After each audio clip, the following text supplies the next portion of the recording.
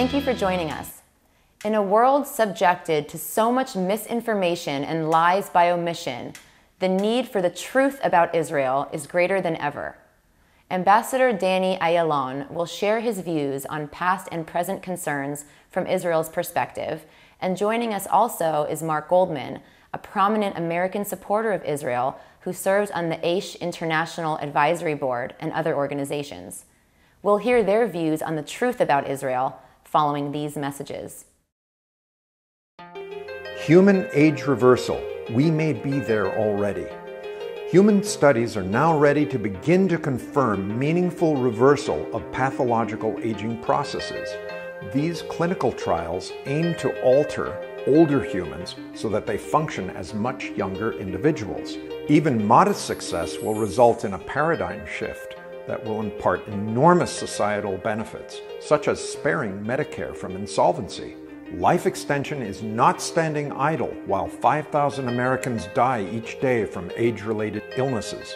Joining us are physician scientists who want to hurry up these technologies to keep people from aging to death. While life extension is pushing these projects forward, we need financial help to ensure these studies are carried through to fruition.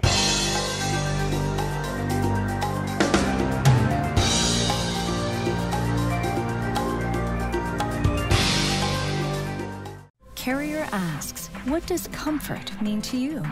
Is it a cool breeze on a scorching day? Or a cozy corner on a cold night? That every room of the house is as inviting as the next. And the air is fresh and clean for everyone.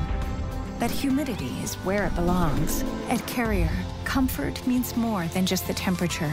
And the people who invented modern air conditioning keep inventing new ways to make you comfortable, however you define it.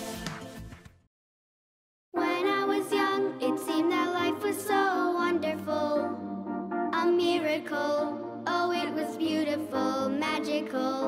And then they showed me a world where I could be so dependable. Oh, intellectual, cynical. Find magic again. Sprout by HP. With Intel RealSense technology inside, now you can bend the rules of creativity outside.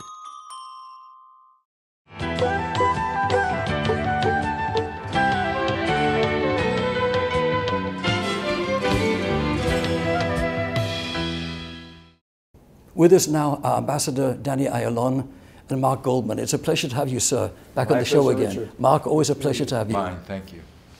Danny, it was years ago that I had the pleasure of having you on the Shalom show, and here we are today at this interesting time in history. And we're here in Lago. We're here at Donald Trump's Southern White House, celebrating Israel and the important mission that you're performing, public diplomacy for Israel. Please tell our audience what public diplomacy for Israel really means. Well, public diplomacy for Israel is a very unique one. It's not like public diplomacy for any other country, because unfortunately we are facing a political warfare that the Palestinians and their collaborators wage at us. And basically they just spew lies and blood libels. So public diplomacy for Israel, first and foremost, is to dispel the lies of the Palestinians and to really tell the truth. All very important, sir.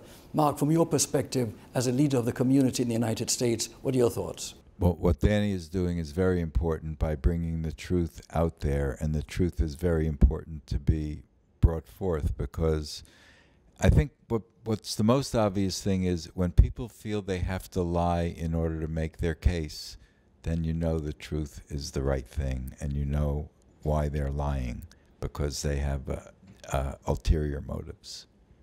And Danny is bringing the truth out.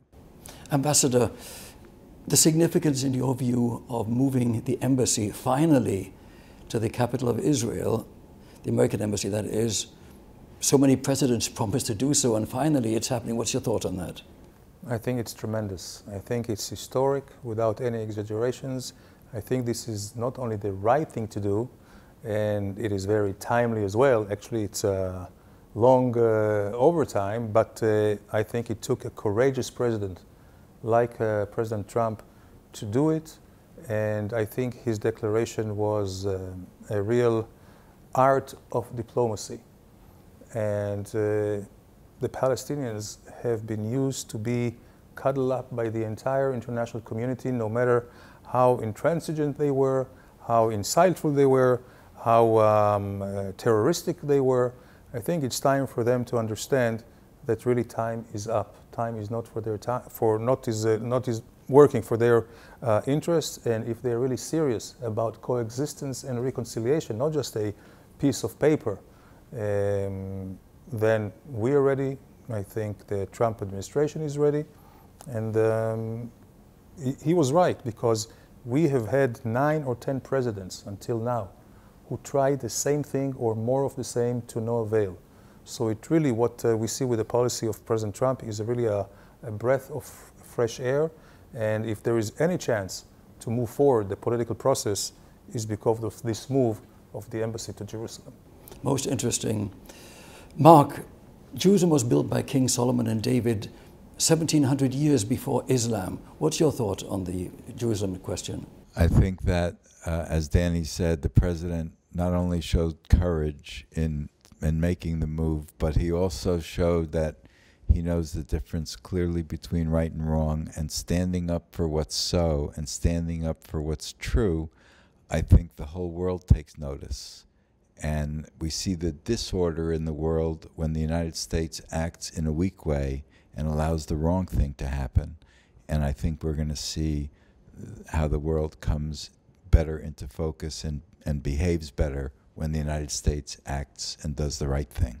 By the way, Richard, I met a week ago, Marc, you know that President Morales of Guatemala, who says he's going to follow suit, and he already made a statement that Guatemala will be the next country moving the embassy to Jerusalem, and I believe many more will follow. Good for him. You know, I was just thinking about soldiers who guard Israel's borders and how important it is, unfortunately, to have to do that. But there's also another war. You mentioned earlier the media war. And one of the people in the forefront of that fight for Israel's public diplomacy is you, Danny Ayalon, ambassador of Israel. And why is Israel held to this higher standard, supposedly, and criticized hypocritically by world media? It's a big job you have. Well, it is. You know, it's very unfair. But I have been enough in this international affairs and diplomacy to know that you cannot expect any justice from the international community, nor being right, and not to seek any fairness. The international community, unfortunately, has been hijacked by the Palestinians and their collaborators. They use their automatic majority, 22 Arab countries, 57 Muslims, more that are, they cave in to their pressure. So the UN has become their rubber stamp. This is what they need to do. So we have really an uphill because we are outnumbered. But also, Richard, as you mentioned, not only that we are held into a higher standard. I mean, we don't need endorsement from anybody in the international community to tell us who we are, that we are the only democracy in the Middle East with the rule of law and freedom of the press. Nobody criticizes the Israeli government more than the Israelis themselves, because this is part of the Jewish culture of self-criticism all the time, trying to get better. What is unfortunate is that many countries in the West even use the democratic conduct of Israel against us. Instead of appreciating who we are, actually protecting also lives of many Christians in the region, they use the criticism of the Israelis against our government to our detriment. They would not find any Palestinian criticizing their own government because this would be the last thing they do. But you don't see this reflected in the reports that the foreign media makes from Israel. Well, I think it is unspeakable and actually vile. And as far as the excessive, insane self-criticism in Israel, I find it most deplorable and tantamount to treason in my view.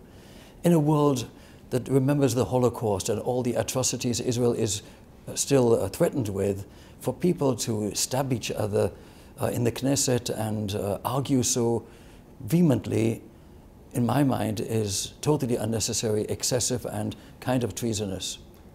Richard, you're so right, but there's nothing we can do about it. I think it's part of the Jewish genetics of arguing and re-arguing and trying to crystallize, reality and the truth. And we have to live with it. We have to live with it, but understand that we always have to stay within the camp. And the camp is the Zionistic camp, which is very, I would say, credo is very simple. The Jewish land belongs to Israel as Israel belongs to the Jewish land, full stop. And we cannot be, and we do not need to be apologetic, just like the French are not apologetic about Paris being their capital or France being French.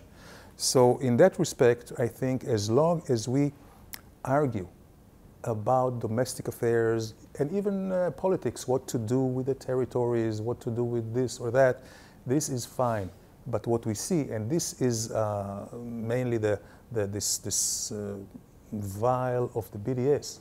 The BDS is not about changing Israeli policies. It's about destroying Israel.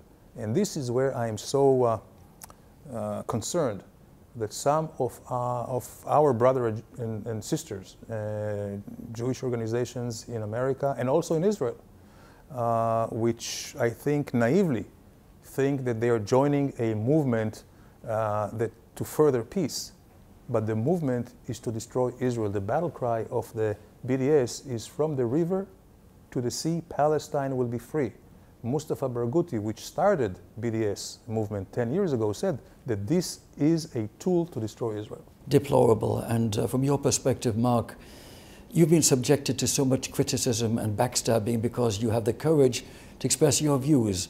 Now, the people on the left have some views, people on the right, and I myself with the Shalom show, I'm criticized by both sides often, and it is really absurd. What are your thoughts?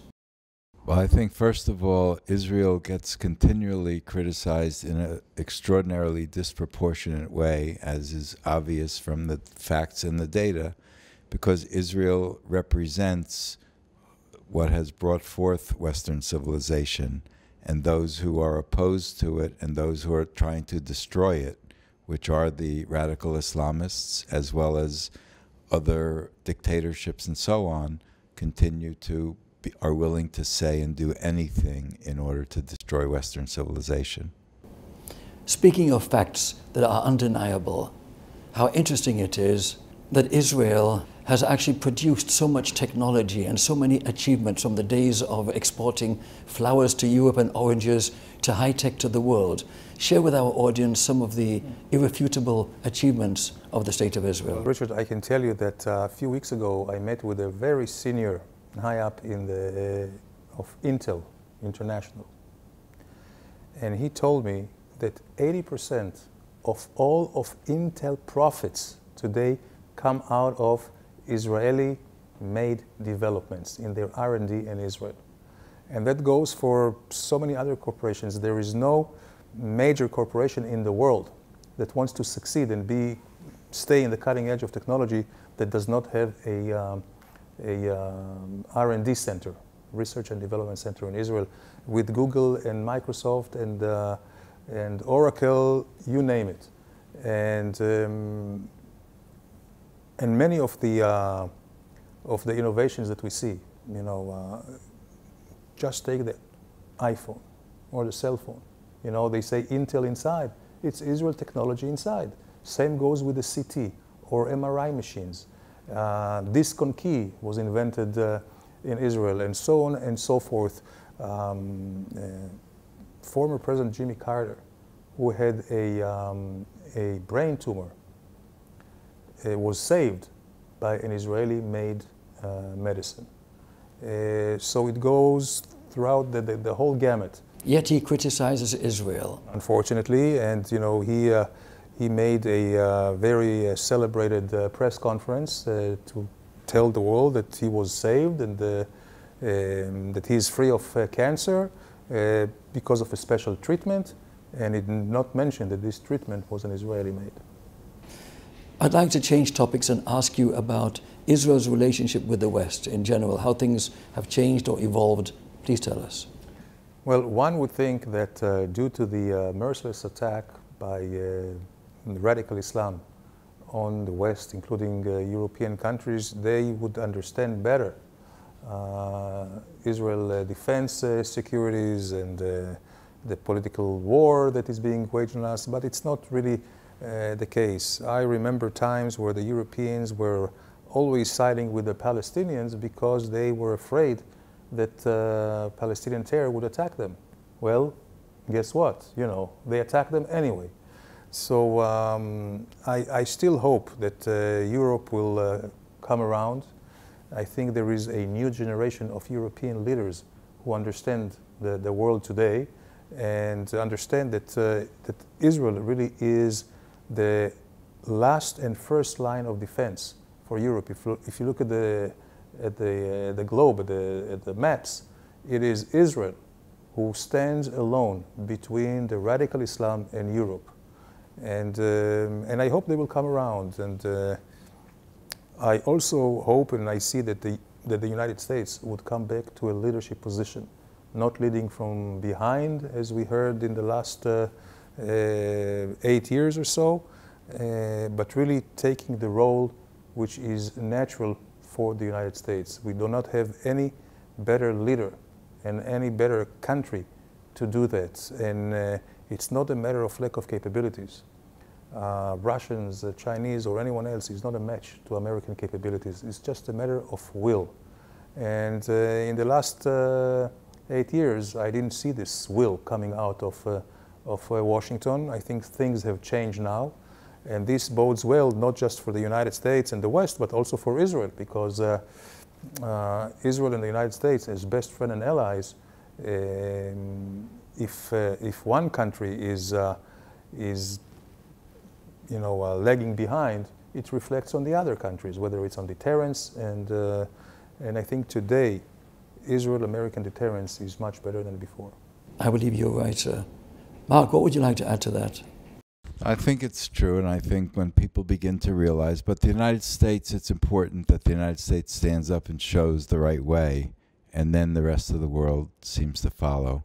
The Europeans, left to their own devices, have shown us historically that they don't know how to make the right decisions on their own, so they do need direction and guidance and leadership, and I think the U.S. and Israel are the ones that can provide that. Ambassador Ayalon, as we are about to celebrate Israel's 70th Independence Day, things are more optimistic, I think, than they were decades ago. What are your thoughts on that? Absolutely.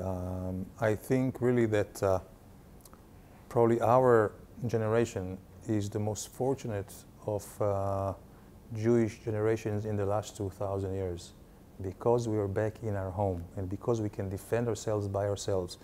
And Israel, which started as a barren land, desolate and devastated, today is a flourishing country with the best agriculture in the world, with the best water economy. You know, we have not much water, yet we recycle and desalinate.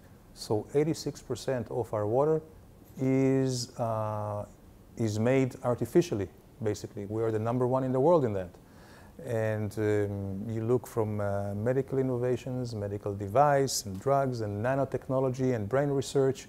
I think we can be very proud of where we are, and we are just beginning. The modern state of Israel is a young country. 70 years is not much. And what we have achieved in the last 70 years, I think all Jewish people which are a part of this great project can be very proud of. Quite miraculous, I would say. Your thoughts on that, Marc? There's no question that God's running the show here, and it's the only way it can come out, is because otherwise it doesn't make any sense. You're talking about one of the smallest countries in the world with such a ridiculously small population relative to others, and yet the accomplishments and everything else are beyond understanding. You know, Richard, Ben-Gurion, which knew his Bible very well, but he was not religious. He was an atheist in a way. But he himself said that in the Middle East, in order to be a realist, you must believe in miracles. And this is, I fully share Marc's views in that respect. Danny, I fully agree with these thoughts and must say it's such a pleasure to have you both on the show. And in fact, I want to present one of your videos explaining the conflict of the Middle East, its history, in this program after our interview. Thank you so very much for being with us. Thank you so much. Thank you again, Marc. Thank you, Richard. Pleasure.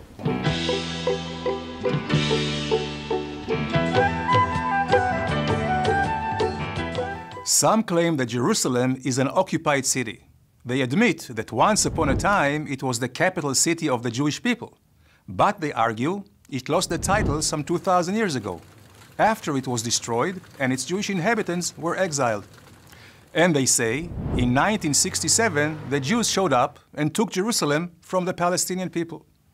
So in that case, why does President Donald Trump want to move the US Embassy to Jerusalem? Here is the truth about Jerusalem and the Jewish people.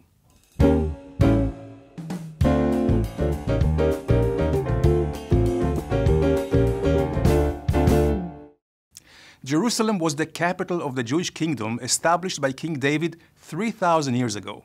His son, King Solomon, built the first temple in the place where, according to tradition, the binding of Isaac and Abraham took place 1,000 years earlier. The Babylonians destroyed the temple and exiled the Jews, but the Jews quickly returned. 500 years later, the Romans destroyed the second temple. But did that end the Jews' connection to Jerusalem? The answer is a resounding no. In the 2,000 years that followed, empires came and left, conquered, colonized, and occupied Jerusalem, never turning it into their capital, while the Jews, Jerusalem's indigenous people, continued living in and returning to Jerusalem despite the hardship and danger involved. Over 1,000 years ago, the Arab writer Muqaddasi complained that the Jews constitute the majority of Jerusalem's population. Jews remained a majority also in modern times, as documented by the British Council in 1864. And Jerusalem was always the center of Jewish life, even for those living far away in the four corners of the earth. Special fast days and rituals mourn the destruction of the city, and daily prayers express the hope of a full return. In Islam, a religion which was established only 1,400 years ago, Jerusalem was never as holy as Mecca or Medina. In fact, Jerusalem isn't even mentioned in the Quran. Compare that to the 669 times Jerusalem is mentioned in the Hebrew Bible. Even Muslims on the Temple Mount turn their backs on Jerusalem and face Mecca when they pray. Whether in America, Russia, Iraq, or Iran, the direction of prayer for Jews has always been Jerusalem, the uniting force and the heart and soul of the Jewish people. So what really happened in 1967? First of all, there was no Palestinian entity. In 1948, Jordan conquered the eastern part of Jerusalem, dividing the city and expelling the Jews, destroying their homes, synagogues, and cemeteries. Western Jerusalem was re-established as Israel's capital, while Jordan's capital remained Amman. Then, in 1967, in a war of self-defense, the Jewish state liberated and united its historic capital city. What has happened since then? Israel has returned Jerusalem into a vibrant city and a house of all nations, establishing the freedom of worship to all peoples and religions. So why does President Trump want to move the embassy to Jerusalem? The real question is, why did it take so long? Revolt 13 against, 10 abstain.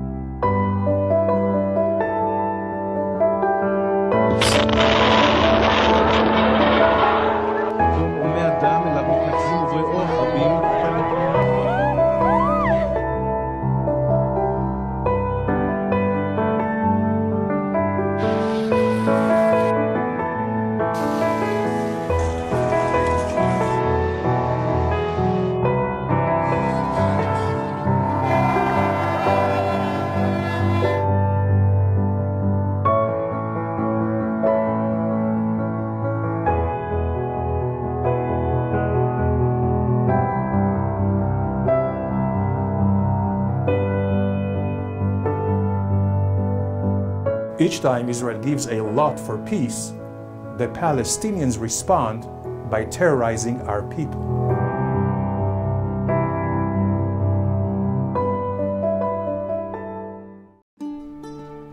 Anywhere else, this would be a vacation on the Mediterranean.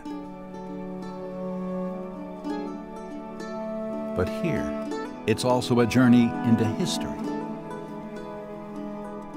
From modern Tel Aviv to the ancient cities of Herod, the Romans, the Crusaders. The history of Israel lives in all of us. Come find the Israel in you.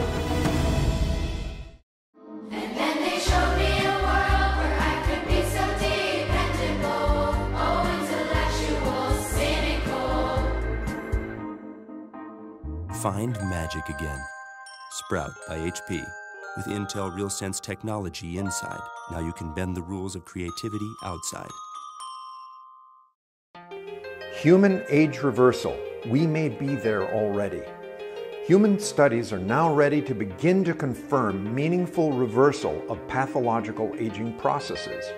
These clinical trials aim to alter older humans so that they function as much younger individuals. Even modest success will result in a paradigm shift that will impart enormous societal benefits, such as sparing Medicare from insolvency. Life extension is not standing idle while 5,000 Americans die each day from age-related illnesses. Joining us are physician scientists who want to hurry up these technologies to keep people from aging to death. While life extension is pushing these projects forward, we need financial help to ensure these studies are carried through to fruition.